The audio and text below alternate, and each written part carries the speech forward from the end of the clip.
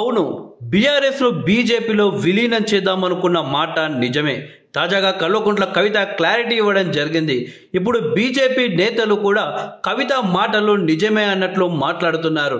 నిన్న రాజా సింగ్, నేడు బండి సంజయ్ ఇద్దరు కూడా అవే మాటలు మాట్లాడారు. అంతా నిజమే అంటూ బీజేపీలో బీఆర్ఎస్ విలీనం కన్ఫర్మ్ అని చెప్తున్నారు. కవిత జైల్లో ఉన్నప్పుడే డీల్ మాట్లాడారట, కవితనే అడ్డుకుందట. ఈ మాట మరెవరో చెప్తే అంతగా నమ్మకపోవచ్చేమో కానీ స్వయంగా కవితనే చెప్పడం ఇప్పుడు తెలంగాణ రాజకీయాల్లో కాకరేపుతుంది. విలీనంపై వివాదం ఓ రేంజ్లో సాగుతుంది. బీజేపీ, బీఆర్ఎస్, కాంగ్రెస్ ప్రధాన మూడు పార్టీలు మంట రాజేస్తున్నాయి. భారతీయ జనతా పార్టీతో భారత రాష్ట్ర సమితి కుమ్మకు నిజమేనన్నారు ఎమ్మెల్యే రాజా సింగ్. పెద్ద ఆఫర్ ఉంటే ఏకంగా మా పార్టీ పెద్దలు ఏదైనా చేస్తారని ఓపెన్ గానే చెప్పేశారు రాజా సింగ్. రాజా సింగే కదా, ఆయన అలానే మాట్లాడతారు అని అనుకోవడానికి లేదు. ఎందుకంటే లేటెస్ట్గా బీజేపీ రాష్ట్ర మాజీ అధ్యక్షుడైన కేంద్ర మంత్రి బండి సంజయ్ కూడా అదే విషయం స్పష్టం చేశారు. కవిత అరెస్ట్ను ఆపడానికి, బీజేపీతో కలవడానికి చూసినప్పుడే బీఆర్ఎస్ను దగ్గరికి రానివ్వలేదని అసలు విషయం ఫ్లోలో కక్కేశారు బండి సంజయ్.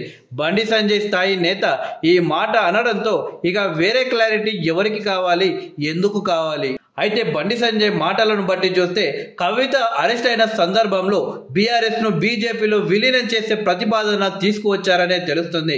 ఆ సమయంలోనే కేటీఆర్ సైతం పలుమార్లు ఢిల్లీ వెళ్లి కాషాయ పెద్దల్ని కలిసి వచ్చారు. కానీ వారు రిజెక్ట్ చేశారని అర్థమవుతుంది. ఆ తర్వాత కవిత జైల్లో ఉన్నప్పుడు మరోసారి విలీనం ప్రపోజల్ పెట్టారని కవిత బయట పెట్టింది. ఇప్పుడు కూడా కుట్ర జరుగుతుందని, కవిత ఉంటే అది సాధ్యం కాదనే తనను పార్టీ నుంచి వెళ్ళగొట్టే ప్రయత్నం చేస్తున్నారు అని తాజాగా కవిత ఆరోపించిన సంగతి తెలిసిందే. అంటే పదే పదే బీజేపీతో కాలబేరానికి బీఆర్ఎస్ వెళ్ళినట్టేగా. కవితకు బెయిల్ రావడం వెనుక ఏదో డీల్ ఉన్నట్టేగా. కవిత, రాజా సింగ్, బండి సంజయ్ ఇంతమంది చెబుతున్నా ఇంకా డౌట్.